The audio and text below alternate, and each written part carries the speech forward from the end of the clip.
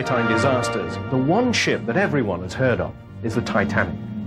The pride of her company, the White Star Line, and the biggest ship in the world. Her tragic loss on her maiden voyage in 1912 shook the world. That a ship some had claimed unsinkable could be so cruelly destroyed, and with such tremendous loss of life. It was designed and built as the safest and most luxurious liner on the lucrative North Atlantic passenger route. The Cunard liners, Lusitania and Mauritania, had been built for speed, but the White Star's new giant liners, Olympic and Titanic, were the last word in elegance, comfort and safety, and the pinnacle of Edwardian marine technology.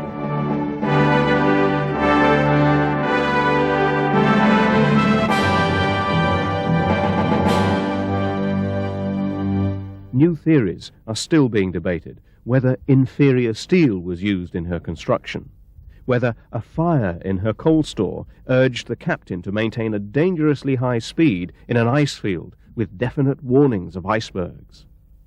But even at the time, the facts of what really happened were not immediately clear.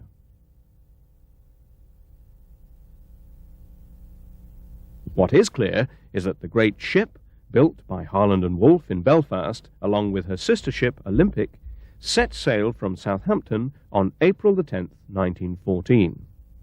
She called at Cherbourg and Queenstown in Southern Ireland before setting off towards New York. At 20 minutes to midnight on April the 14th, she struck an iceberg in the North Atlantic. Just over 2.5 hours later, she had gone down.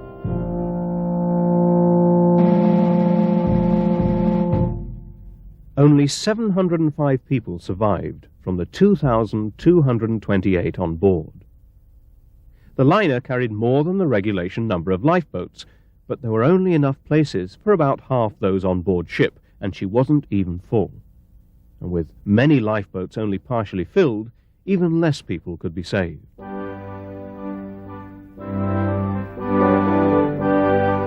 At dawn, these survivors were rescued by the liner Carpathia, the first ship on the scene. On both sides of the Atlantic, confusion reigned, particularly in the press. What were the facts? Many newspaper editors had to speculate on what had and what was happening.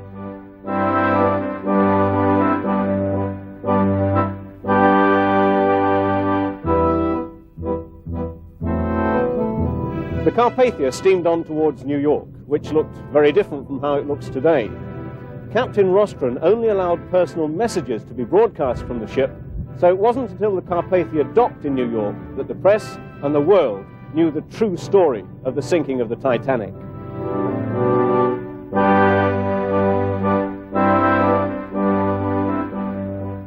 The profusion of information in the American press looked at the disaster from all sides, and some of the sidelights featured in the minor headlines carry their own human interest.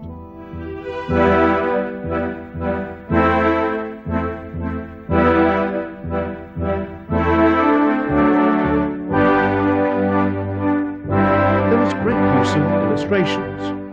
Pictures and artwork were suitably evocative and dramatic.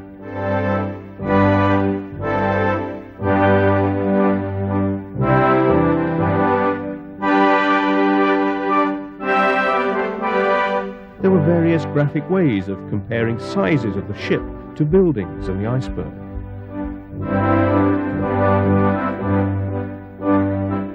The British press also responded quickly. The newspapers of the time had a field day. The first newspapers in America just tended to report that the ship was safe. Then, as later reports came in, they reported the disaster and its magnitude. The English newspapers didn't. They just said that the ship had been saved and that she was under tow and everybody had survived. This one actually says, "Disaster to the Titanic, world's largest ship collides with an iceberg in the Atlantic." But underneath it does say that everybody was saved and that the ship is being towed. In the later editions it had the full disaster. On Saturday, April the 20th, which was the first Saturday after the disaster, the newspapers, or a lot of them, produced their own special editions. This shows one cover of the Daily Mirror for Saturday, April the 20th. And this is this same newspaper with a different cover. One was the first edition and the other was the second edition. The Daily Graphic, which was a daily newspaper, well, in fact there were two of them. One was an illustrated one which came out on the Saturday only, and this one was the normal daily newspaper. This is a special complete magazine, or complete newspaper rather, that was a commemorative one, whereas the graphic magazine, which is this one, has a few articles on Titanic, but the rest of it is the normal magazine. This was very much like the Illustrated London News. On April the 27th, which was the following Saturday, they did it yet again. Not so much with the newspapers, but with the magazines. They were bringing out all kinds of more detailed items that they thought that the public would be interested in, which of course they were. Well, we found that when we were doing research for the book, all kinds of little human interest stories. The favourite one is that the passengers got off the ship with 5 dogs. Believe it or not, they managed to save 5 dogs. I couldn't believe it when I read it. My daughter had asked me some years ago about this, and I said no, there weren't any dogs that survived. And there it was, out of 300,000 words, one paragraph. It wasn't only the graphic that did special editions. This one is of the Sphere for the 20th, but also the Illustrated London News, Lloyd's Weekly News. They brought out a superb magazine completely devoted to the Titanic. Very, very good indeed. I think they ended up going to 3 editions within just a few weeks.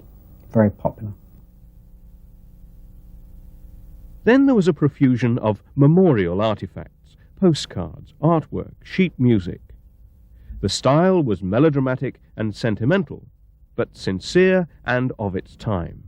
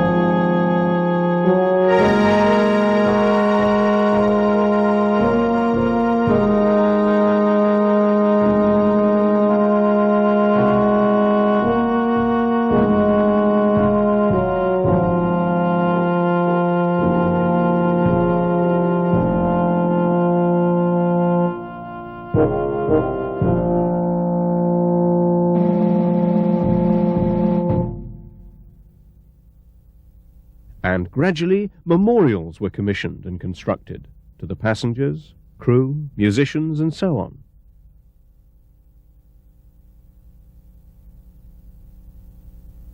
One of the largest in the UK is to the ship's engineers, here in Southampton.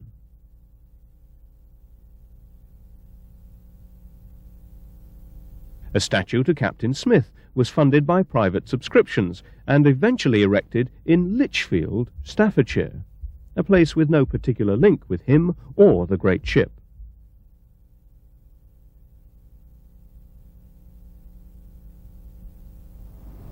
And this memorial is in New York City. It's a memorial lighthouse erected in 1913 to the memory of the officers, passengers and crew of the Titanic. This lighthouse stood above the East River on the roof of the old Seamen's Church Institute on South Street. And from 1913 to 1967, the time ball at the top of the lighthouse would drop down the pole to signal 12 noon to the ships in the harbour. This time ball mechanism was activated by a telegraphic signal from the National Observatory in Washington, D.C. In 1968, the lighthouse was moved to its present position as part of the entrance to the South Street Seaport Museum. New York has more memorials to the Titanic than any other city. Then there were the official inquiries, which give us most of our historical evidence of what actually happened on the night of April 14th. There were two inquiries for the Titanic. The first one was in America, where they subpoenaed nearly all the crew, including Bruce Ismay, who was the chairman of White Star Line, and the senator's report was that he personally was to blame, which was totally wrong. They also said that the ship was going too fast and didn't have enough lifeboats, although she was carrying more than the lifeboats required by the Board of Trade.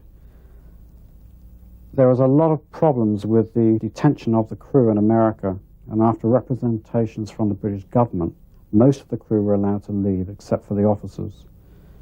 Then, as they came back to England, another inquiry was opened. A lot of the crew were temporarily imprisoned for 24 hours in Plymouth. The unions managed to get them away from the Lapland, the ship that was carrying them, and after negotiations, the crew were sent home. The second inquiry was chairmaned by Lord Mersey in London, and their report was basically the same as the Americans. The ship was going too fast, she didn't have enough lookouts, and the captain ended up with the blame, which is, standard. And White Star Line was very heavily censured over the loss of the Titanic. After the sinking, the ships were made to travel much farther south on the ice routes to lower their speed, to have lifeboats for all, and to maintain much better lookouts. In 1991, another government inquiry was instituted because of the finding of the Titanic, where Captain Lord said she was. Nobody believed at the time. Captain Lord, who was captain of the Californian, said that the Titanic was 19 miles away from where he was. In fact, when they found her, she was 19.7 miles, so his navigation was spot on. And the family tried to clear his name. So the government instituted another inquiry. The report came out in April of 1992, and the report states that the ship was in the correct place, but because of the unbelievable clarity of the night, Captain Lord's ship did actually see the Titanic's rockets, but also stated that even if he had steamed at full speed, which obviously he couldn't do because he was in the middle of pack ice, he wouldn't have arrived any sooner than the Carpathia. Many survivors gave evidence at those first inquiries, and then they got on with their lives. When we got to New York, the people were very good to us, the people in New York. We went to the Junior League overlooking the river, and then they took me over to the shop and bought me a fur coat and a pair of shoes, which I had gotten on. And then we went to Seattle, where my father was going to take over a hotel over there, because when Father got drowned, and all that was cancelled, you see. So my mother booked a passage back to South Africa. So we went back to Cape Town. My father's sister lived in New York, and the plan was that we were going to stay with her for, I think it was 3 or 4 days, and then get the train through to Canada. So, of course, she met us, and we were whisked straight off to her home. And I was ill. I had when they threw me from one boat into the other, they bruised me very badly right across, and I had lots of bouts of sickness, so they took me straight away into a hospital to have a look at me. And so I didn't see really much of the furore, naturally. And we came back home quite quickly. Now, coming home, my mother went to bed every night and slept. I was the one that was a terror coming home. I wouldn't come out of the cabin. She lured me up onto the deck one day, and that was about all. Well, she came back to her parents, who of course were getting on. She was 50 by then, my mother. And we lived in this small town with my parents. And then I had a great musical talent, I was told. Anyway, I played the piano very well, and I taught. And at 18 I had my voice trained, and I did a lot of professional singing. And she died when I was 23, and I went off to Australia. Well, I went to Singapore to stay with her godson, who invited me to do that. And then I went on to Australia with the idea that I might live there. I wasn't sure. But I did a lot of singing, and even in those days I was singing on the radio in Australia, and that's a long time ago, 1929. And but I didn't like it well enough to want to live there, so I came back to England. And I came back to England, and I had 3 or 4 really bad colds, really bad colds, and I couldn't sing. And I lost a lot of engagements through not being able to go, and I thought, well, perhaps... I came back in the winter, you see, from this very warm climate. So I thought, well, perhaps I'd better do something else. So a friend of mine had a very large wholesale motor business, and so I joined him there and ran the wholesale department. Still did a lot of singing in the evenings and that sort of thing.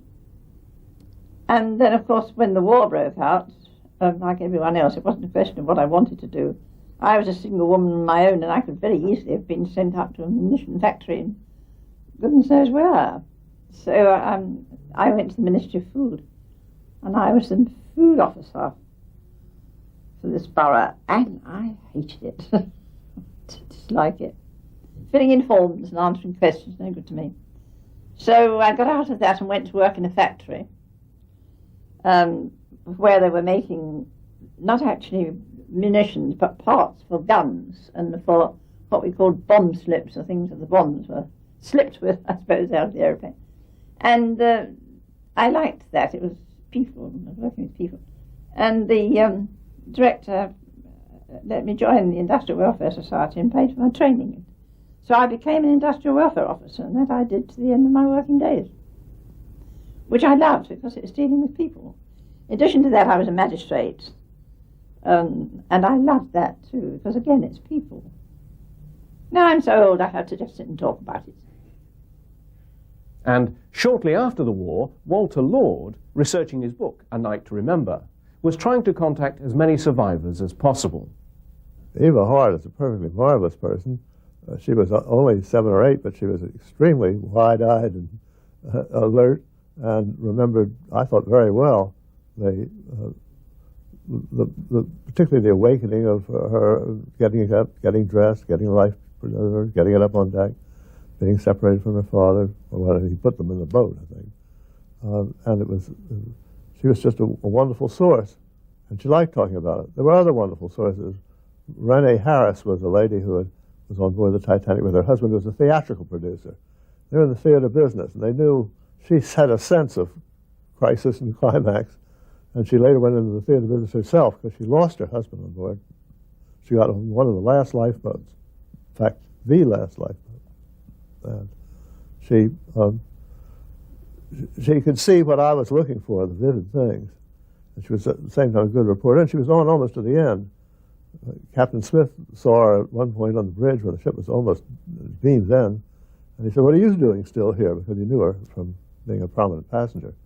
And she walked from the starboard side of the port side through the bridge. I think she's probably the last passenger to see Captain Smith, because her boat, she left only 15 minutes after her lifeboat left, the ship went down. Oh, she was one of the best sources too that I had. Her name was Edith Russell. She was a perfectly wonderful person. She was a fashion stylist, she called herself. Her name was Rosenbaum at the time. She was Edith Rosenbaum, and she had been to Paris for the spring collections of dresses and fashions and style. And her business was a little bit borderline. She made quick sketches of them and brought them back for New York designers, and which she sold them. So she had a sort of running trade back and forth across the Atlantic. She was on board with a separate cabin full of dresses and so on. The one thing she had that was of virtually no value, but which she cherished, was a little music box pig, which was a lucky symbol. She had been in an automobile accident, had survived, and her father gave her this, told her it was a lucky talisman to take it with her wherever she went. Pigs in France bring you luck.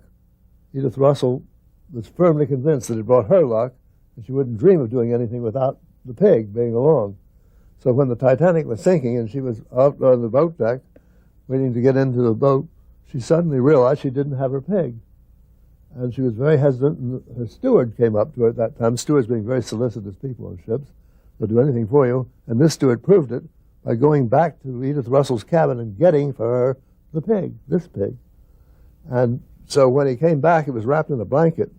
And it was such a big bulging thing that in the half-light of lowering the boats, a sailor took it and threw it into the boat and told Edith to follow it. He thought it was a baby. And he said, "There's your baby, follow it." So Edith did follow it, and therefore she claims was saved by the pig. It's a musical pig, and she wound it up and played the Maxis for the children in the lifeboat. But most of the passengers in that boat that I found were just irritated by the pig, rather than thinking it was such a touching detail.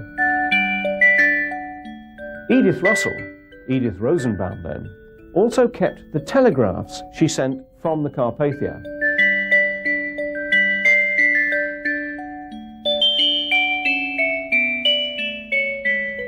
And the slippers that she wore on board the Titanic.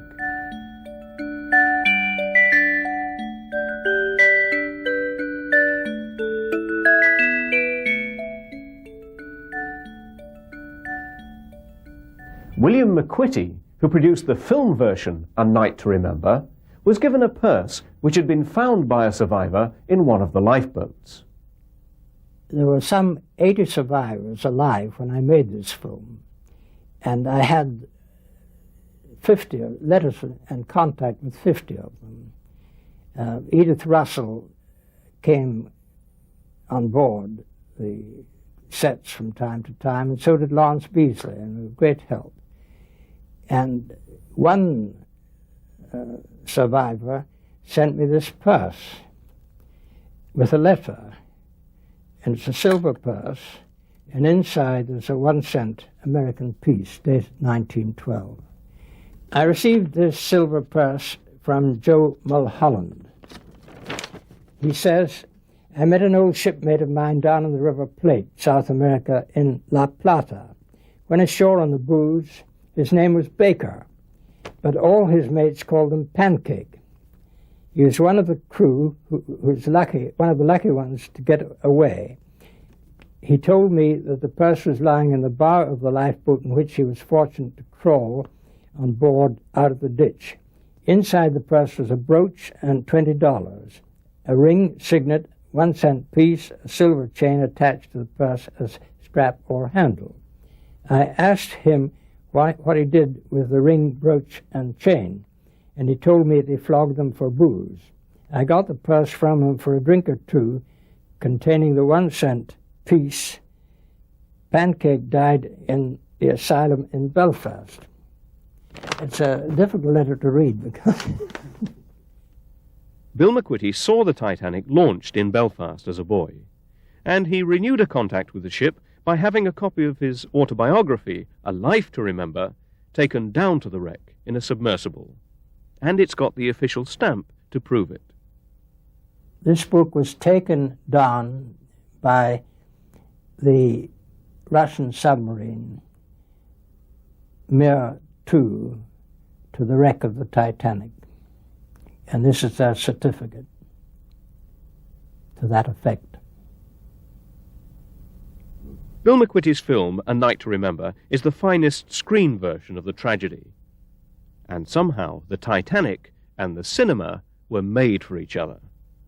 The spectacular bigness of the whole venture, the blend of classes and characters aboard her, the epitome of elegance and style in design, engineering, and lifestyle, and yet the fatal flaws in the design that could not save the so-called unsinkable ship from sinking, and in human judgment to negotiate an ice field at full speed, and to evacuate the liner more effectively with the time given to do it. The ship within sight that didn't come to the rescue. The many human stories of courage, heroism, and despair. It was a microcosm of society and the end of an era. And it was a story made for the movies.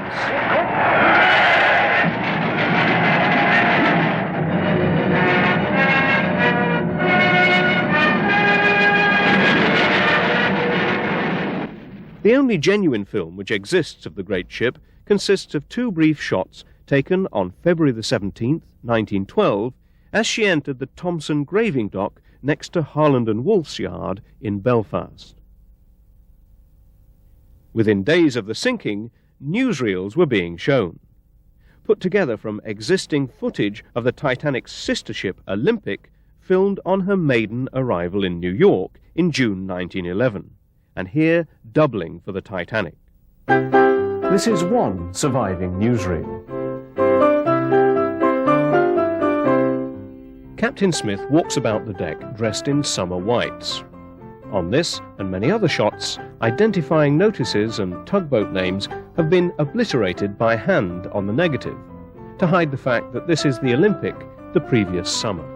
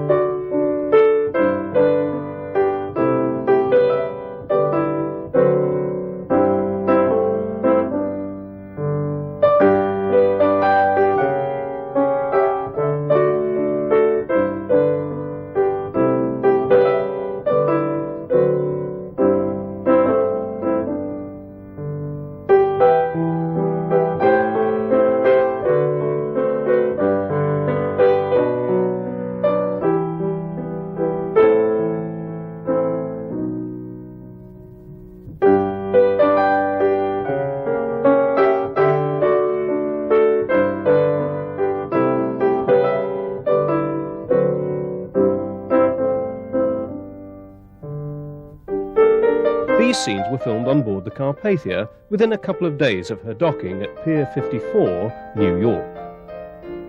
A number of young stewards from the Carpathia act up for the cameras.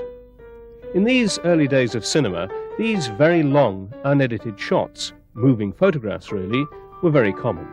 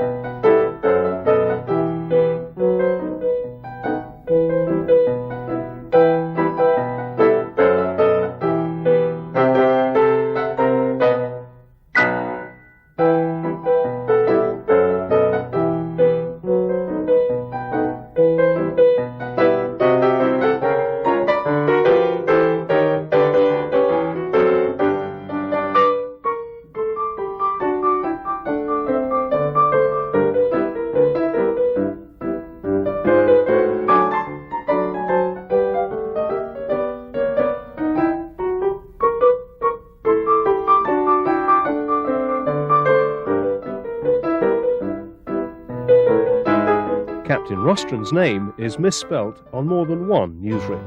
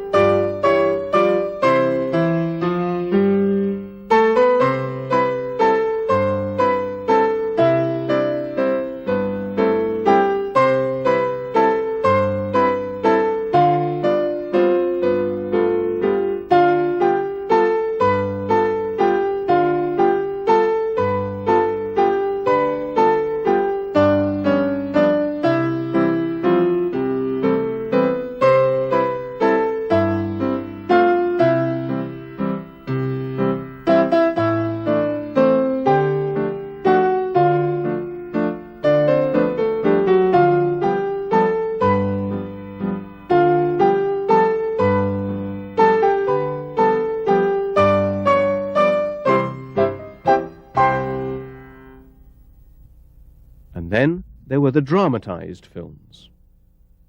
Well, the first Titanic film was produced in New York in just within a month or so of the disaster, and it was called Saved from the Titanic. And it starred a young lady who had actually been a passenger on board the Titanic, Dorothy Gibson.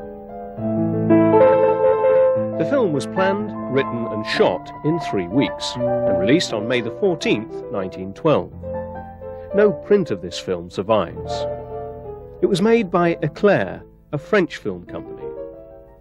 Dorothy Gibson had been saved in lifeboat number 7, which was launched at 12:45 a.m. with only 28 people on board.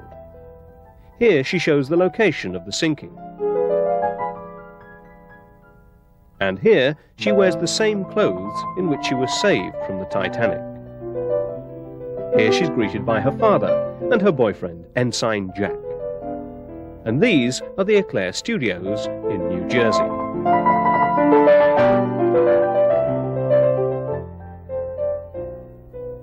Following this, there was a German film within a year of the disaster, and then we had to wait until 1929 for the next one, which was a British film, the first all-British talking film called Atlantic.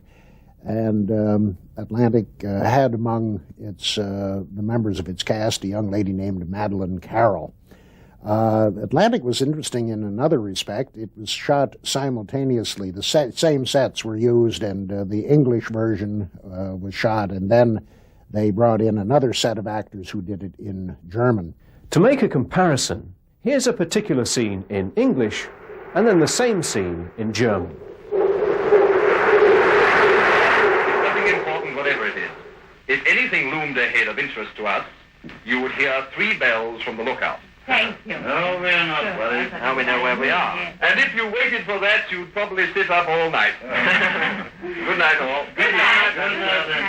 But I'm not going to do that. Und wenn wirklich was von Interesse gesichtet werden sollte, dann werden Sie von dem Mann im Ausguck 3 Glockenschläge hören, auch nicht zu ängstlich. Und wenn Sie darauf warten wollten, dann könnten Sie die ganze Nacht hier aufbleiben. Nein, wollen wir nicht. Jedenfalls eine gute Nacht.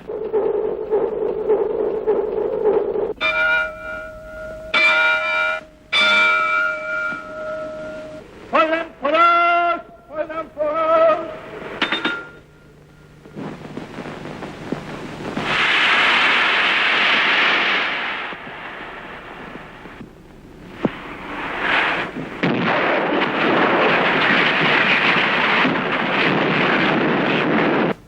Close the watertight doors! Close the watertight doors, sir. Draw the fires! Draw the fires! Draw the fires! Hauptwitz! Schatten schließen! Schatten schließen! Löscht die Feuer unter den Kesseln! Löscht die Feuer unter den Kesseln! Löscht die Feuer unter den Kesseln! Löscht die Feuer unter den Kesseln! The disaster scenes are excellently achieved.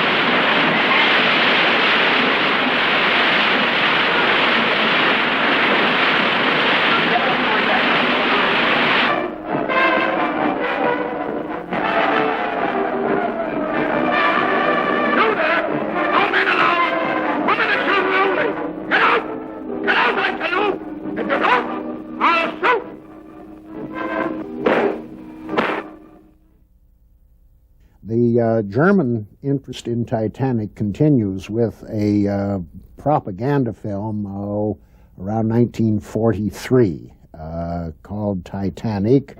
And interestingly enough, some of the footage in the German propaganda film turns up in A Night to Remember. There have been several other films done during the post-war years.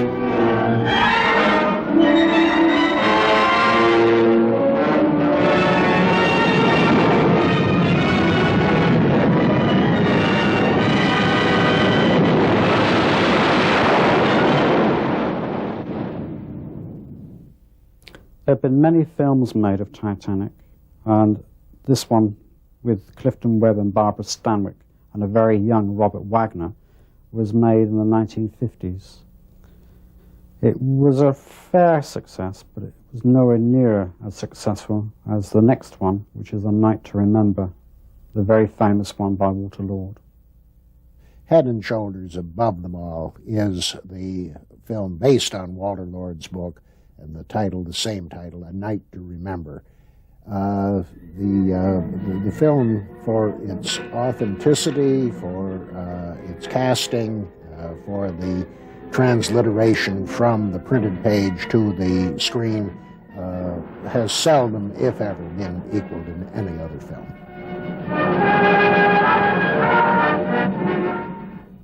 There is always, I think, a difficulty in translating print medium into visuals. And I think in the case of A Night to Remember, the test of time shows that it was a marvelous, marvelous translation between those two media. You have incredible attention to detail and accuracy, the sets, the costumes, the dialogue, everything is right on the mark.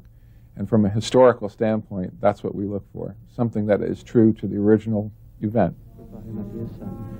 A Night to Remember is a significant movie for the reason that it is keeping the modern generation aware of the story of the Titanic.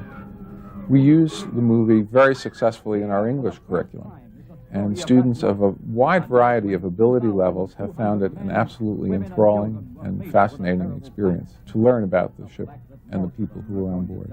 It has often been said that today's generation of teenagers is completely turned off and tuned out in terms of history. One only has to look at their riveted faces in a classroom showing of A Night to Remember to know that that's not true. The movie brings history alive, and from that standpoint, it is a valuable educational tool. One of the things that never ceases to amaze me, having seen the movie dozens and dozens and dozens of times, is the fact that it continues to move. It continues to touch the heart. You look at the movie, particularly the ending with the strains of Nearer, My God, to Thee, and it continues to clutch at the emotions. And I think really for a movie to withstand that sort of repeated exposure is really a testament to the beautiful job that was done. I think it stands up very, very well. Particularly the end of the ship. I don't see how they managed to do it so effectively when they were just working with the studios and props. And when the ship goes down under the sea, it just must have been the way it was. I've seen countless accounts of the ship going down, and it was just an enormously impressive performance. I would say I was lucky to have had a film producer, director, screenwriter who followed so faithfully the facts as I felt I'd put them together. When there was doubt, they would always do what had really happened rather than make up something. I remember Eric Ambler changing several bits of dialogue and to the script to go with what I said. I was so sure that what I said was right that I didn't appreciate the fact sufficiently that the people who made the film were willing to go along with me, whatever I said. Walter Lord is the dean of Titanic scholars. In fact, I owe my own interest in the Titanic to having read Walter's book when I was just a young child. So many thousands and thousands of people can claim what I did, that Walter was the one who interested us in Titanic. And we're very grateful to him for that. Without his book, many of us would have been blissfully unaware of the incredible drama that was Titanic. So I think Walter is really the genesis of the modern study of Titanic. It was he who essentially built the first bridge between the coverage of 1912 and the modern day research efforts that are going on. It's in its 55th paperback printing. Then there are editions all over the world. For a while I collected them all, and I have a dozen or more, and they're fun to keep, and I proudly put them up on the shelf of my bookcase. But it interests me that so many people in so many places have become interested in this subject. The editions are in every language you could possibly think of. Not long ago, somebody sent me 9 copies of the Pakistani edition. Well, I wish I had 9 Pakistani friends, but they just sit on the shelf as it is. The whole subject has become sort of gotten much attention. Bob Ballard has now gone to the bottom of the sea and found the ship, and that opens up a whole other can of mysteries. And I get a great deal of mail from all over the world, and interestingly enough, all ages. The letters start coming when children hit about 10 or 12, and if they're precocious and readers at all, they will start reading, and they will start asking questions too. And they do that a great deal, and I try to answer them all. Do it a great deal. Probably I get half a dozen a month. And considering this has gone on for 30-some years, it adds up.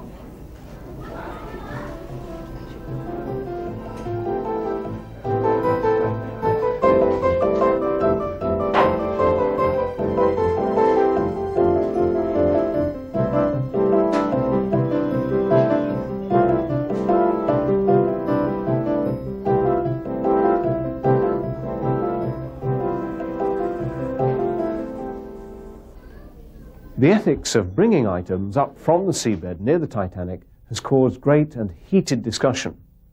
But what this exhibition has done has brought the Titanic tangibly closer to today. Suddenly, it all seems very close, very new, very real. The Titanic is one of those subjects that fascinates people. It's full of interest, it's full of intrigue, and it's still very controversial. The story of the Titanic echoes down the decades.